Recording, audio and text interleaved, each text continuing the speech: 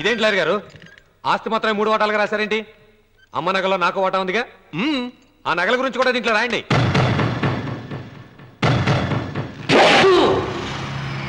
అది మీ తాత పిత్రార్జితం కాదు, నా స్వార్జితం కాదు. నా భార్య స్త్రీధనం. అందులో వాటా ఎవరికి రాదు లేదు. ఓహో, అమ్మ గదిలోకి వచ్చేడిస్తే నా మీద ప్రేమ అనుకున్నాను. నగలివ్వాలని ఏడుపా. ఈ ఏడుపేదో నన్ను కనక ముందు ఏడవాలి.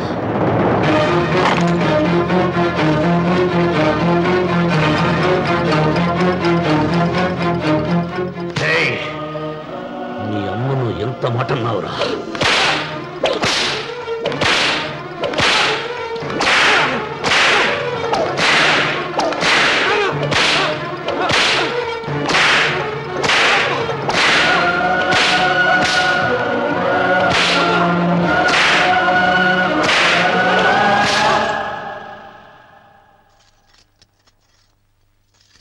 మీరేం పెద్ద మనిషి అండి?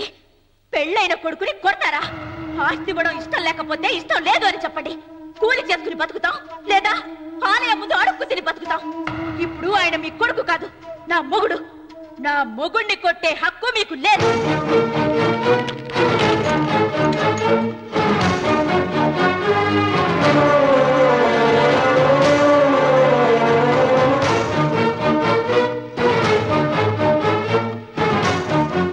రఘు, నీకు కావాల్సింది ఈ నగలేగా, తీసుకొచ్చాను. తీసుకోరా.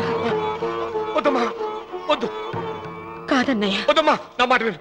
ఒక తల్లి కడుపును పుట్టకపోయినా నన్ను అన్నయ్య అని పిలిచావు. నా ఇల్లు నీకు పుట్టిల్లమ్మా. ఆడపడుచు బతుకుండగా పుట్టిన నగలు పంచడం శుభం కాదమ్మా, శుభం కాదు. రే రఘు, ఆ నగలి బదులుగా నా పొలం, నా ఇంట్లో బంగారంతో నీకు ఇచ్చేస్తాను. తీసుకెళ్ళిపోరా. అలాగే లాయర్ గారు, అవి కూడా రాయండి.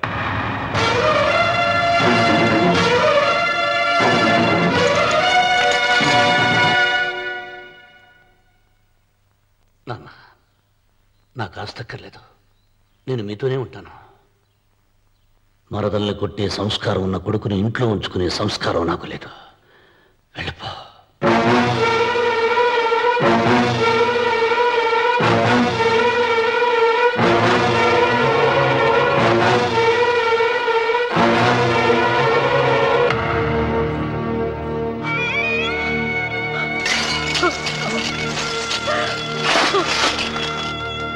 సీతమ్మ, అమ్మా సీతమ్మ, సీతమ్మ. ఒరే రావుడు, నాకేదో భయంగా ఉందిరా. ఆ దేవుడి శాపం తగిలింది. లేకపోతే నీ కుటుంబం ఇలా ముక్కలైపోవటం ఏంటి? నా మాట విను, వెళ్ళు. ఆ శివలింగాన్ని తిరిగి తీసుకొచ్చి యథాస్థానంలో ప్రతిష్ఠించరా.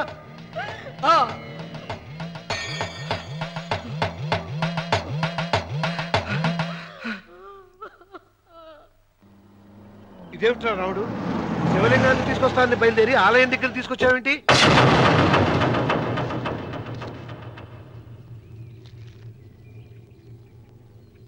ఎలారా ఈ ఆలయాన్ని పడగొట్టాలి? ఎప్పుడురా సంబశివరా పొలం నా సొంతం అవుతుంది? వెంకన్న, నా పట్టుదల కోసం నేను ధరించిన ఈ నల్ల చొక్కా ఎప్పుడురా మార్చేది? ప్రతీకారం కోసం ప్రమాణం చేసి వేసుకున్న నా తండ్రి మొలతాడు ఎప్పుడురా నా మెడ నుంచి ఊడిపడుతుంది? వెంకన్న, చెప్పరా, ఆ ఆలయాన్ని పడగొట్టి ఉపాయం చెప్పు. ఇంత జరిగినా కూడా నీ అహంకారం తగ్గలేదురా?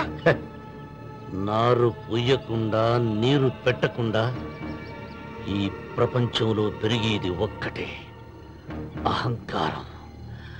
అది నా సొంతం.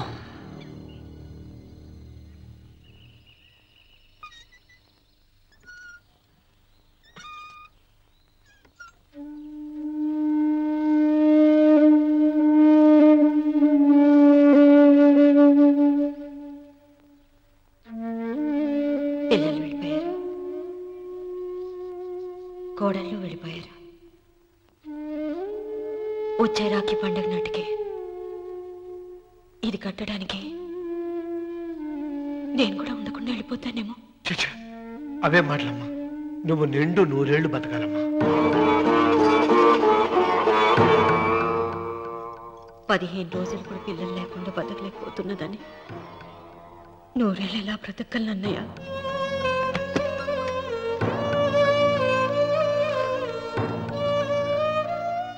వీటి కోసమేగా మా పిల్లలు ఇద్దరిని ఇంట్లోంచి వెళ్ళగొట్టారు. నేను చనిపోయాక మా ఇద్దరు కోడలికి సమానంగా పంచిపెట్టమని చెప్పు. ఇప్పుడు ఎందుకమ్మా అదంతా? అసలే నీ ఆరోగ్యం బాగలేదు. నన్నెప్పుడూ నిండు ముత్తైదుగా చూడాలనేది ఆయన కోరిక. పోయే ముందు ఒక్కసారి నిండుగా అలంకరించుకోవాలని ఉందన్నయ్య.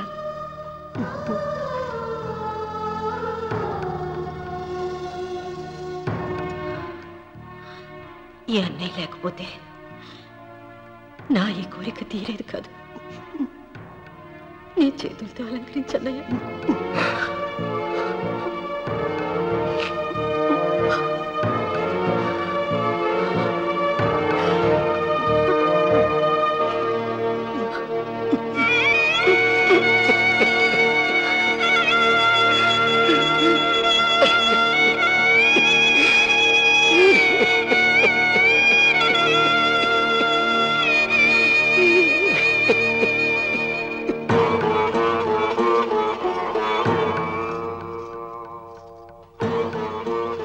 ఏమిటి సీత?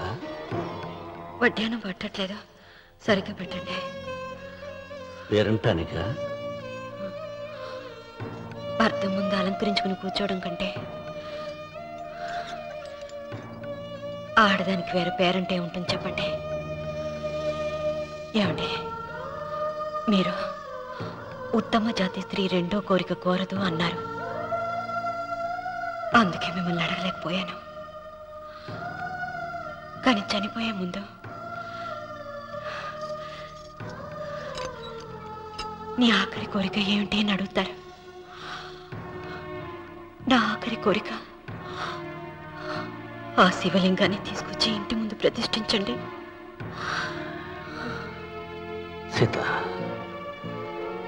పళ్ళు గట్టిగా ఉంటాయని, నాలుక మెత్తగా ఉంటుందని మనం పళ్ళకే ఎక్కువ విలువనిస్తాం. వయసు పైన పడుతుంటే ఒక్కొక్క పన్ను రాలిపోతుంది. వయసు పెరుగుతున్న కొద్దీ ఒక్కొక్క బిడ్డ దూరం అయిపోతాడు. కానీ నాలుక మాత్రం భర్తకు భార్య లాంటిది, భార్యకు భర్త లాంటిది. బ్రతికినంతకాలం తోడుగా ఉంటుంది. బిడ్డలు దూరం అయిపోయారని ఏదోదో మాట్లాడుతున్నా. సీత, నా మీద కోపం వచ్చిందా?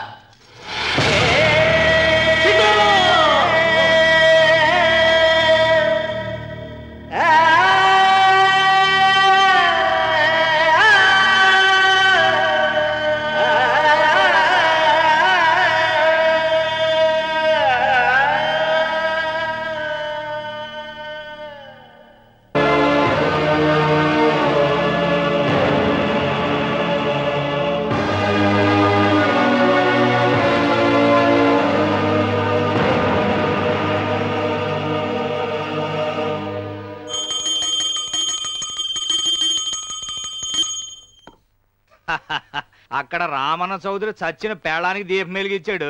ఇక్కడ ఈయన అమ్మూరికి ఆరతి వెలిగించాడు. నేను ఆ రోజే చెప్తేనే అది చాలా మహిమగల శివలింగము, దాని జోలికి పోతే సర్వనాశనం అయిపోతాడని. పిల్లలేమైనారు? ఇల్లు వదిలిపోయినారు. పెండ్లాము లోకం ఏడ్చిపాయ. ఇక రామన్న చౌదరితో పాటు ఆయన వంశం కూడా గబ్బు లేచిపోతాడు. ఒకవేళ భయపడి ఆ శివలింగం మళ్ళీ యథాస్థానంలో పెడతాడేమో. పెట్టడు. పెట్టాలని ప్రయత్నిస్తే ఎట్లా ఆపాలనో మనం చూసుకుందాం.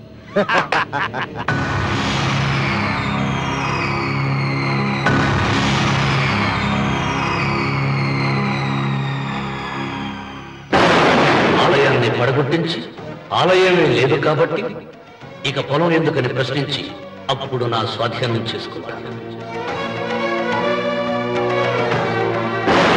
అమ్మవారి ఆలయాన్ని నువ్వు తాకగలవు.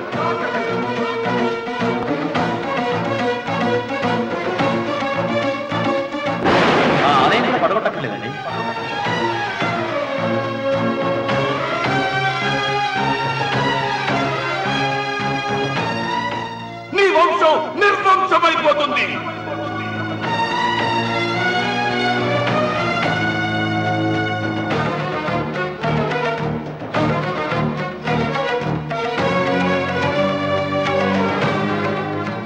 శివలింగాన్ని తీసుకొచ్చి ఇంటి ముందు ప్రతిష్ఠించండి.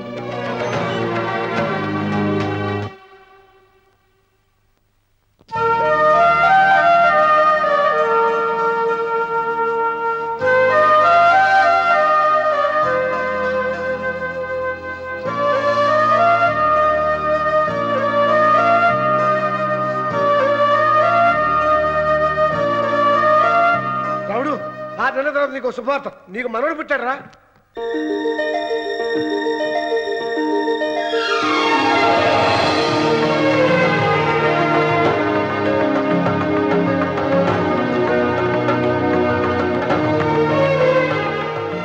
మావయ్య,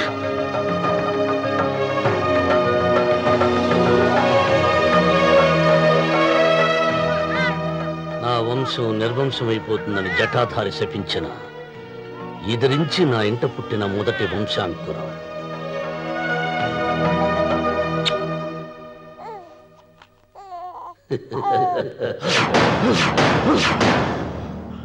నవ్వుతున్నాడు.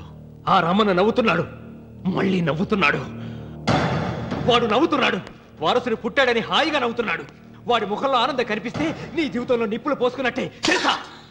నా అనుమానం 3వ వాట కింద తను ఉంచుకున్న ఆస్తి, అంతస్తు, నగలు అన్ని అన్ని అన్ని ఆ బిడ్డకి రాసిస్తాడు తెలుసా? మొన్న డాక్టర్ పరీక్షించి ఏం చెప్పింది నీకు? పిల్లలు పుట్టే అవకాశం చాలా తక్కువగా ఉంది అని చెప్పలేదు? చెప్పు.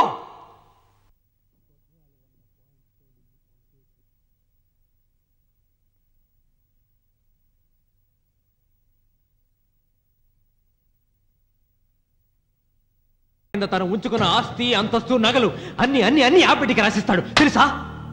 మొన్న డాక్టర్ పరీక్షించి ఏం చెప్పింది నీకు? పిల్లలు పుట్టే అవకాశం చాలా తక్కువగా ఉంది అని చెప్పలేదు? చెప్పు.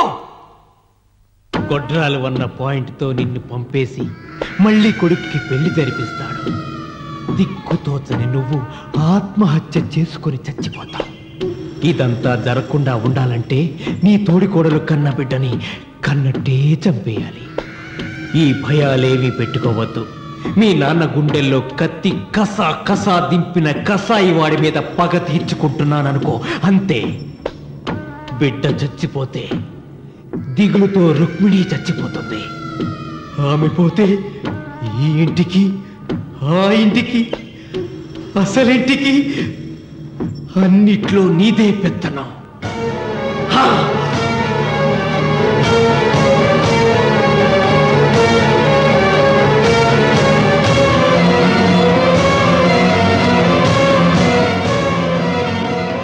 నాకు చిన్న సాయం చేయాలి. చేస్తావా? ఏంటమ్మా? బిడ్డకి పాలల్లో విషం కలపాలి. అయ్యో, నేను అర్థాన్ని కాదమ్మా.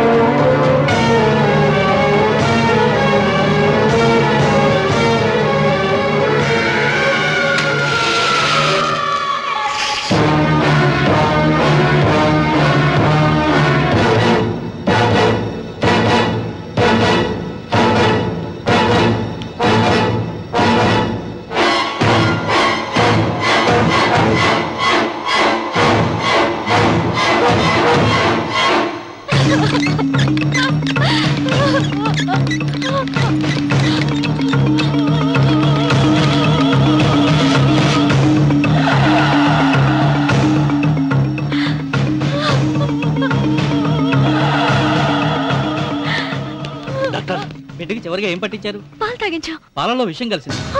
Sister, call doctor Reddy. చివరిగా పాలు ఎవరు పట్టించారు?